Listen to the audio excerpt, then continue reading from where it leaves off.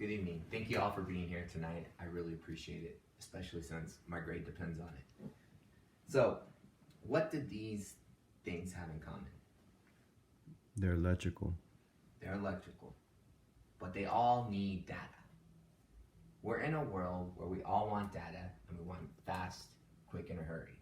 And when we don't get it, somehow we think our finger has this magic potion that has transmission rates. If we push it fast enough, it comes out faster. According to Katie Young of the Global Web Index, the average person, not family, has 3.2 devices. Do the math within your own family. So, I've had the opportunity to travel to Hickory, North Carolina, and Corning, New York, and see how they manufacture fiber. Corning invented fiber. It's pretty amazing. And fiber is the key to the future.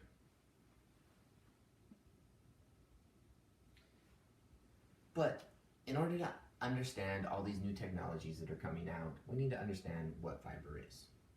So I'm not an engineer. There's a lot of performance and a lot of other things that go into manufacturing fiber. We're not going to get into that. We're just getting into a few basics of what fiber is and what it can do for you, and how a fiber infrastructure will keep our need for data and speed going.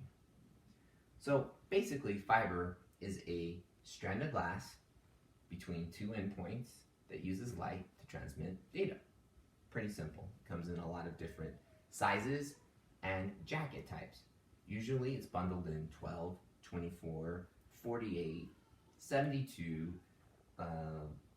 can do 144, 96, and it goes on and on depending on what your need is.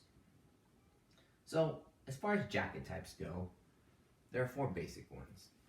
OSP, which is outside plant, and it does exactly that. It's made to be outside. It's made to be buried underground in the winter. It's made to withstand heat on the pole in the summer, and it withstands the heat, all protecting that precious piece of glass we call fiber. Then you have what you call riser and plenum. Now, both of them pretty much used indoors. Well, what's the difference? Well, if you're running between a riser and plenum space. Well, what's a riser and plenum space? It all has to do with the toxins that are emitted if that fiber ever catches on fire. The toxins will be low emulating if it's in a plenum.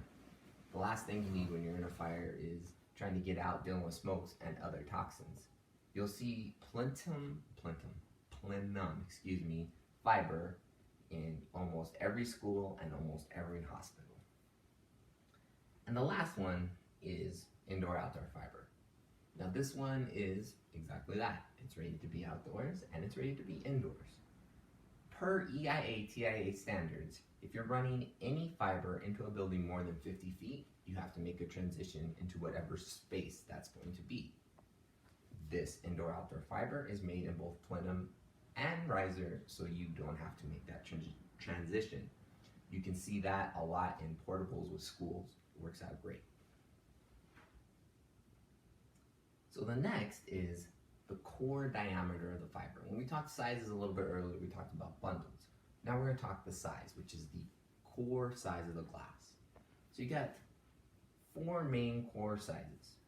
You have 62.5, which all you need to know is really outdated and no one's using it and everyone's replacing it right now. But then you have what you call 50 micron. Now within 50 micron, you have three different options. You have 150 meter, 300 meter, and 550 meter. Basically, you can run that fiber, that length, and still get 10 gigabits worth of transmission, which is a ton of transmission rate. Obviously, the bigger the size of fiber, the faster it goes, the more we are all happy because, hey, we get our stuff when we want it. Then you have single mode fiber. And single mode fiber is where you're going to see all the technology going right now. Single mode fiber can be run 12 miles without a repeater, without an endpoint between it. 12 miles. You'll see it. Single mode fiber is what connects rural America to the cities. But some genius at Corning said, hey, why don't we put that as in the campus environment?